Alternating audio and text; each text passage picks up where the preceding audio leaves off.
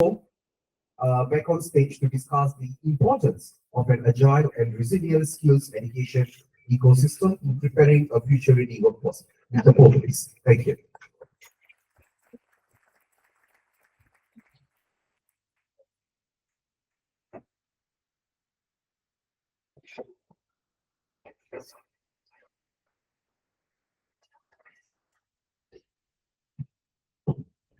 Just want to get it right. I think it's good afternoon now. So it's great to have all of you very distinguished participants to this particular forum. Today I'm going to present the slide up.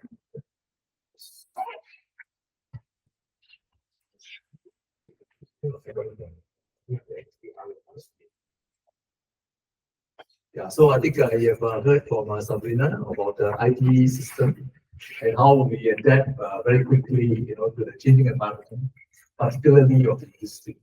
And of course, in the area of technology, none other than Dan himself presented us the opportunities and the possibility of using spatial AI in skills education. So today, I'm going to present will be an agile and resilient event ecosystem for future-ready workforce from a Singapore perspective. I've been with IT for 10 years, overseeing the development of ITEES, and this is always on top of my mind. How to make yourself agile and resilient, in market relevant for the industry. And now I'm with the ITEES, IT Education Services, providing consultancies to over 30 countries all over the world. And again, in the consultancy, this is also at the top of my mind, how to be agile and resilient, provide a resilient event ecosystem for future-ready workforce. And this is what everybody in the world wants to do. But there's a big difference between general education and skills education. And what is the difference? In general education, when you learn, for example, maths, you learn science, English language, communication skills, the change over time is not very much. Physics is physics, chemistry is chemistry. There are some changes, but it's not so rapid. But in industry, and I think those of you who are working in industry can feel the change. It's so fast. The changes are so fast, and the old adage of change is a constant is even not true. Why? Because change is accelerating. It's no more constant, and the rapidity of the change is something that we need to address when we talk about skills education.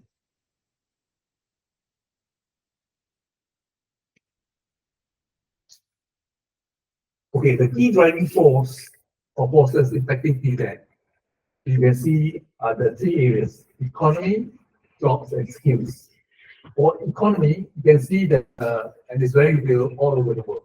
The economy is disrupting, is restructuring, and in Singapore, we have this industry transformation mess, because there's an industry transformation in every sector. And very interestingly, and particularly, all sectors that we have mapped out, digitalization is one of the things that is needed. We change in all sectors, and more so now. AI and digitalization is something that every industry is impacted, and is impacting now. In terms of jobs, jobs are disappearing, being replaced by automation, even replaced by AI. Some people say, well, if AI is going to replace you, what am I going to do? Actually, you are not really replaced by AI. You are replaced by a person who knows how to use AI tools. So remember, pick up skills in AI. And the jobs are increasingly hybrid. Your skill sets need to be enhanced, to cross over to another areas of skill sets and can be hybrid. And of course, I think Dan has shown while jobs are, declining, there are certain jobs are coming up, new jobs, newly created jobs. And these emerging jobs, of course, needs a person to be very agile to the job market. So in terms of skills, you need high-level skills, you need multidisciplinary skills, and adaptability to change is very important. And of course, the whole, concept of education, of front-loading all your education to either in ITE or the polytechnics or the universities, is not sufficient. More and more, you need lifelong learning. I think Sabrina has also emphasized on this point. And while you are in industry, there's also a necessity to keep up with the new changes in the skill sets to be able to be relevant and to be able to work, in the whole lifetime of career. And the thing that says that, of course, many years ago, you can have one job and that's your life. Now maybe your jobs probably will change, in the whole life cycle, maybe 7 times, 10 times, or for some people, within a particular moment in time, you're holding 2, 3, 4 different jobs at the same time. So that's the changed environment. In Singapore, we have what we call a very integrated whole of government approach to TVET planning. And essentially, it's coordinated by the National Manpower Council, NMC, comprising the Ministry of Trade and Industry, Ministry of Manpower, and Ministry of Education. In the MTI, pillar, they look at the future economy, what the future economy holds for Singapore. And EDB, Economic Development Board, is partly responsible for bringing in, the investment and determining what type of economy, we have. And we have an industry transformation plan, and we have met like 23 industry sectors. And I say, many of these sectors, or all the sectors, actually are impacted by digitalization. And even as we have this industry transformation plan, it's constantly updated because industry changes so fast. Of course, under the Ministry of Manpower, we talk about the workforce, and we have the workforce Singapore that look at the needs of the workforce and how to upgrade this workforce. Right? The Ministry of Education, of course, look at education, and Skills Future Singapore will map out what are the future skills required and how to respond to these trends. We also have the Singapore Skills Framework, which is updated every now and then. And the institutions like the Applied University, Applied Polytechnics, and ITEES are key to train our future workforce in our education system. And these are council will work together to map out the number of graduates needed, on a yearly basis, and that will be translated into the courses offered by the institutions, and the institutions will have to work with industry to come up with the programs for these skills that is needed. This chart shows the education system of Singapore. We start with primary education, 6 years, and then secondary education, 4 or 5 years.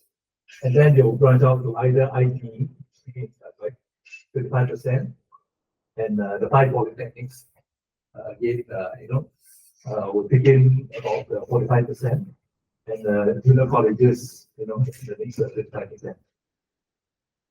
What I want to emphasize here is that the Singapore education system is a system where there's no dead end. There's bridges and ladders that they can progress from IB to polytechnics and then to the university, for example. And also to emphasize that in skills education, general education is also very important. Without a good foundation of general education, there's only so much that you can do in skills education.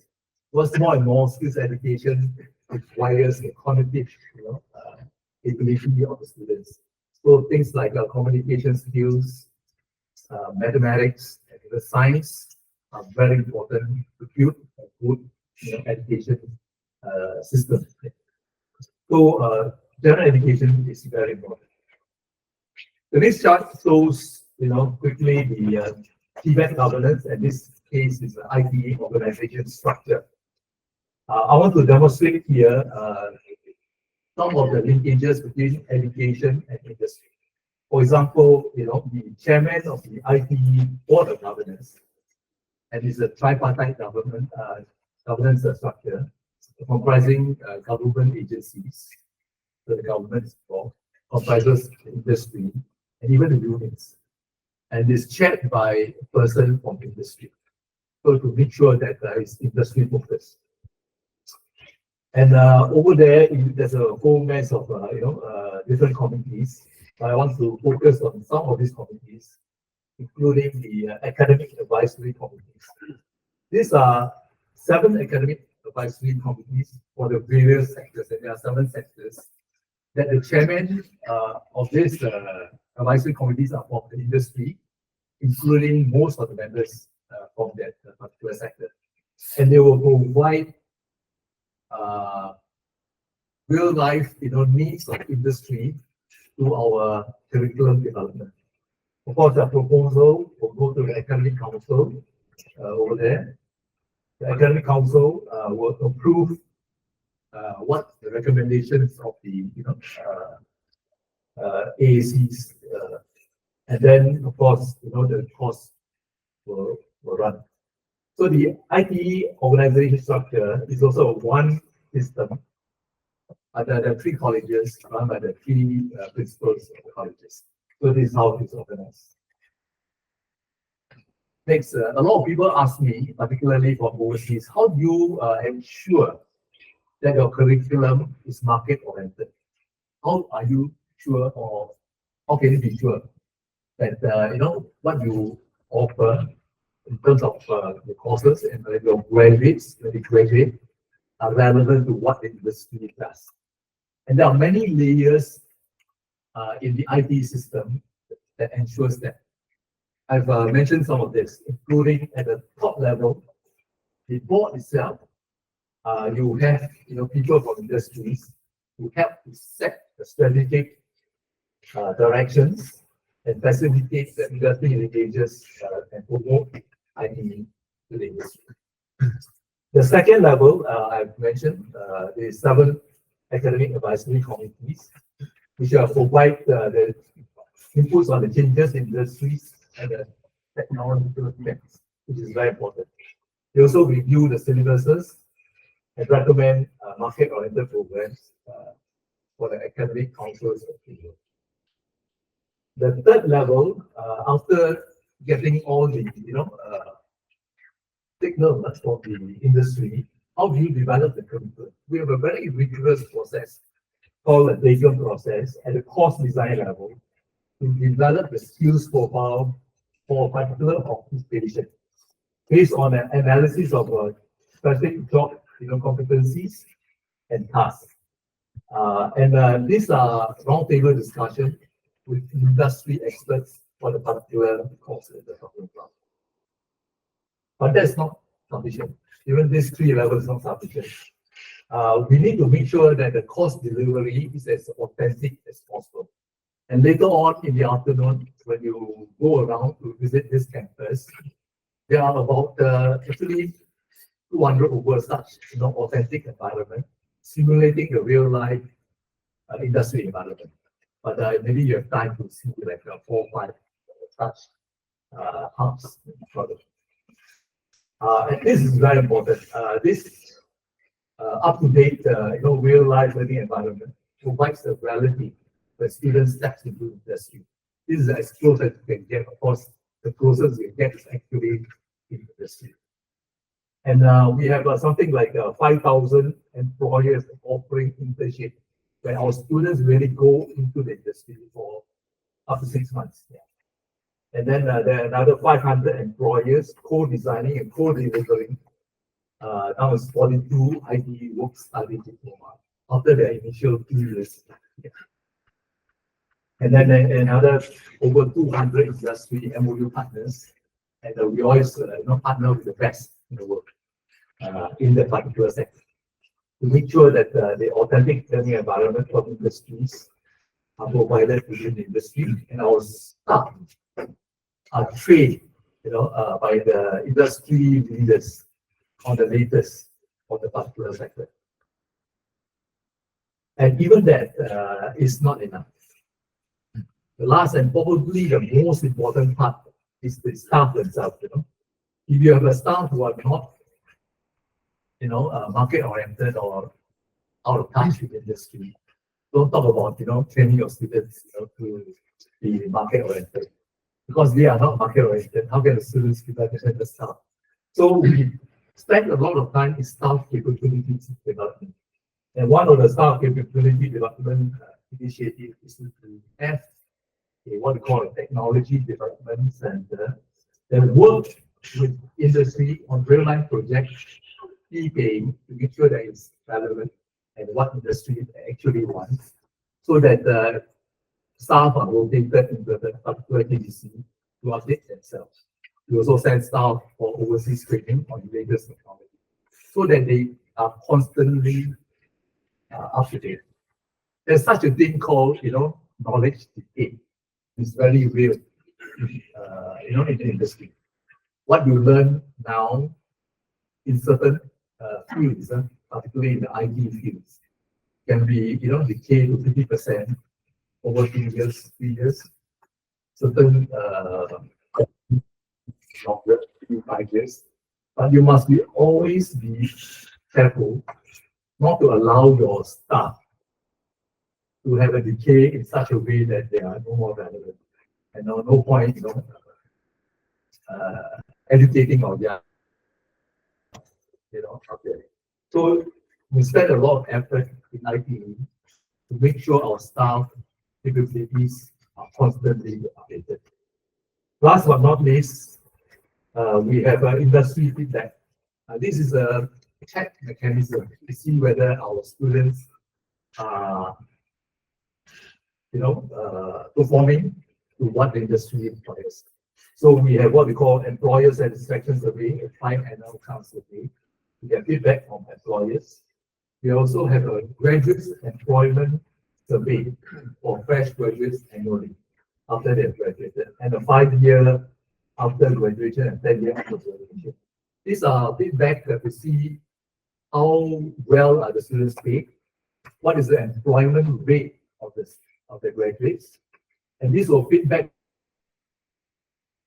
whether to, let's say, well, I think it's time to change the course or to more the course, launch new course, because the data shows us that the employers are not recruiting these students. Hopefully, to have very low such cases, because we constantly update the course before they become relevant. So this is very important chart to showcase how we engage the industry in all the different levels. I mentioned active industry participation of the ITEES curriculum design and delivery. These are some of the initiatives that we do. We have extensive engagement with trade association, industry, and employers. I mentioned we have this 7 academic council that help us to see the trends of where the industry is going and input this into our curriculum. And then we have something like 5,000 employers as co-training partners for internship and workplace learning.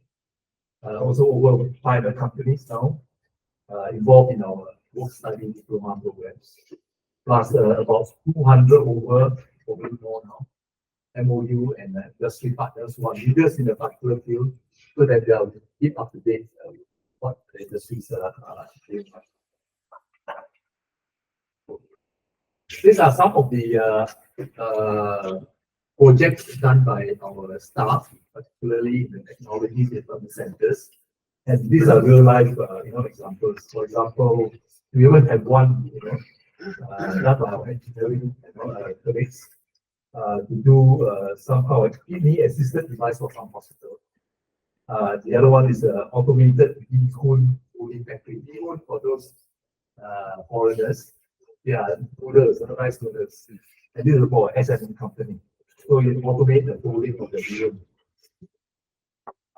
And then, of course, in the area of food science, we have developed no sugar added gelato.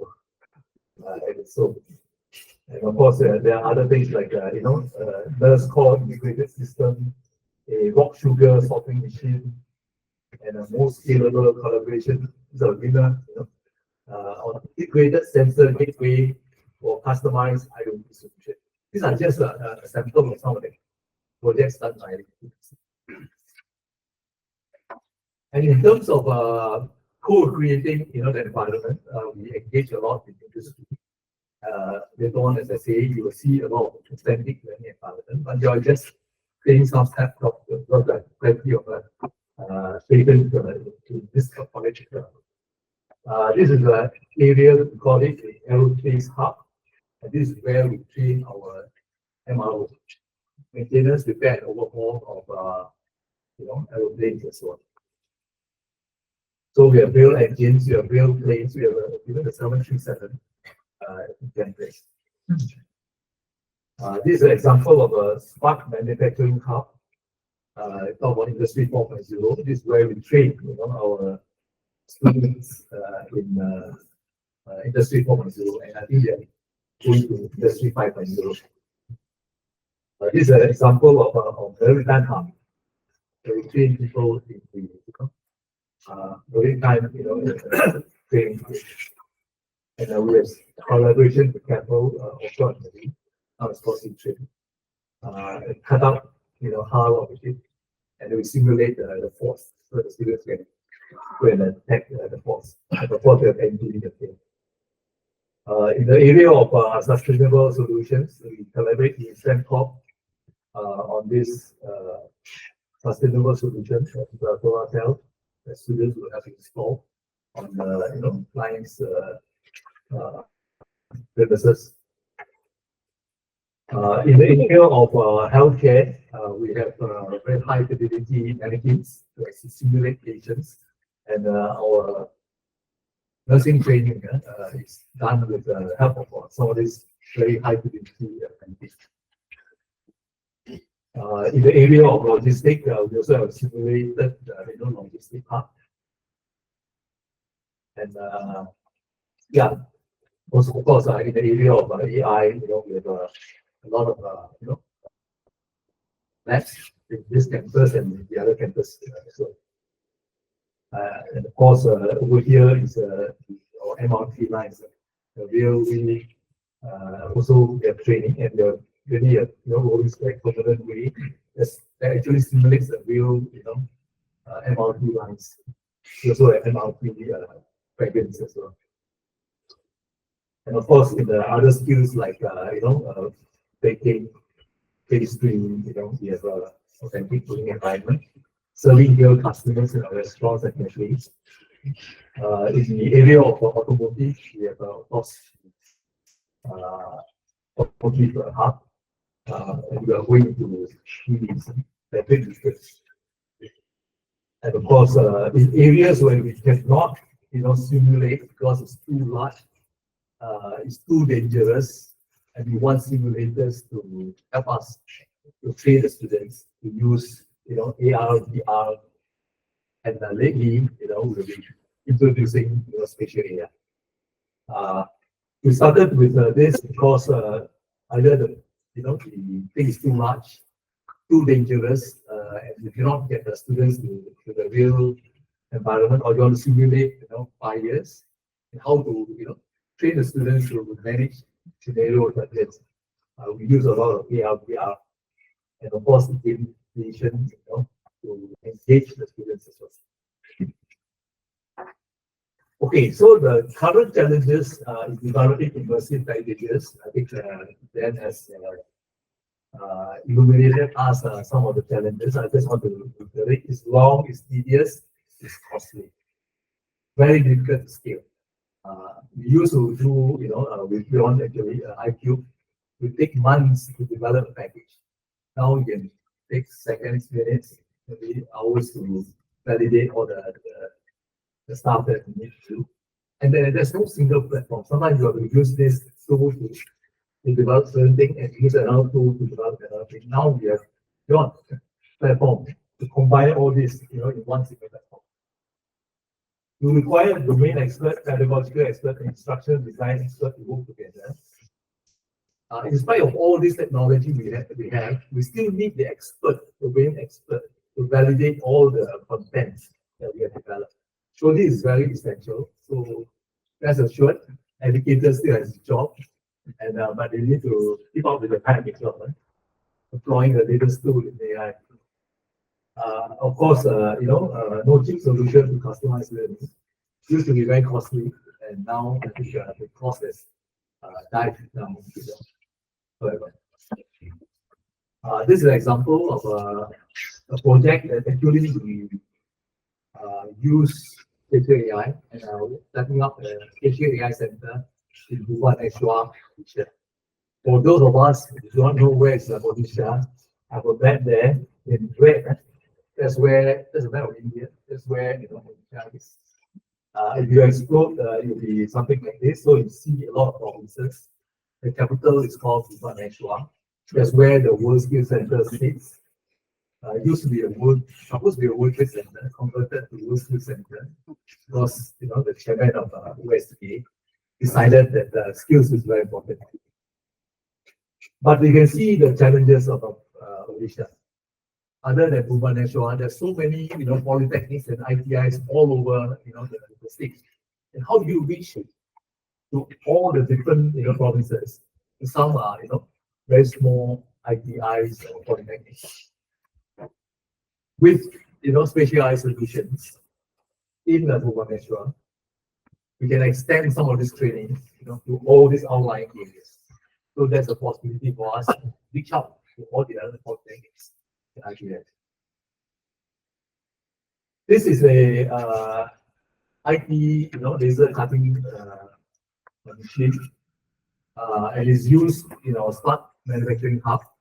But in order to use this, you need to have a license. And the students, of course, obviously do not have the license. And how do they practice? It's very difficult for them to practice, right? Because they don't have a license. Because there may be some danger by having your hand, cut or whatever. So they can practice this through simulators. And this is an example where the asset is not available.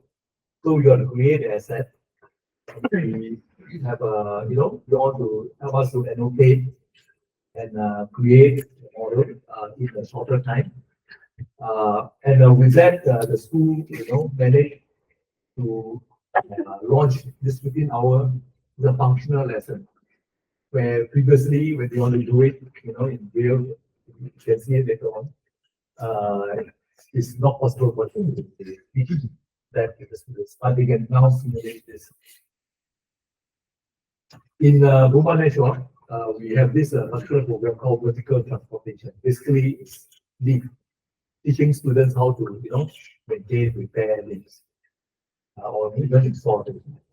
I think I have Ali who went there with me, and then we decided to download all the materials, and then now we can automatically, allocate, all the parts in this particular lead system actually, and develop the lessons within 30 minutes to all the contents that is validated by ITEES, and then create, assessment questions. And because this is also a leading stock 3D models, right? You can input it directly. So, and I understand that now the chances of doing that is not over 90%, right? So that's a good news for everybody.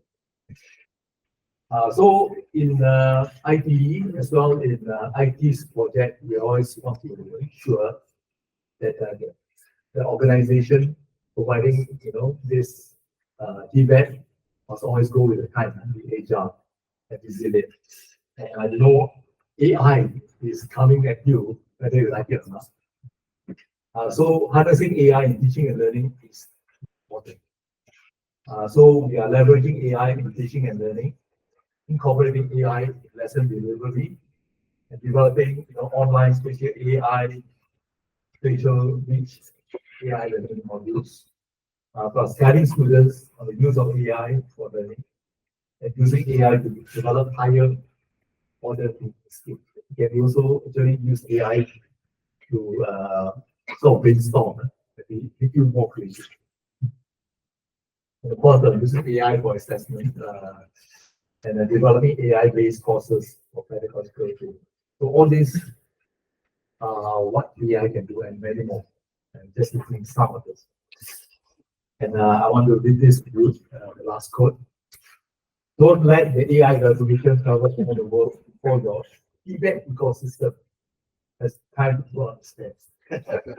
So be agile and resilient. Thank you. Thank you. Thank you so much, Mr. Paul.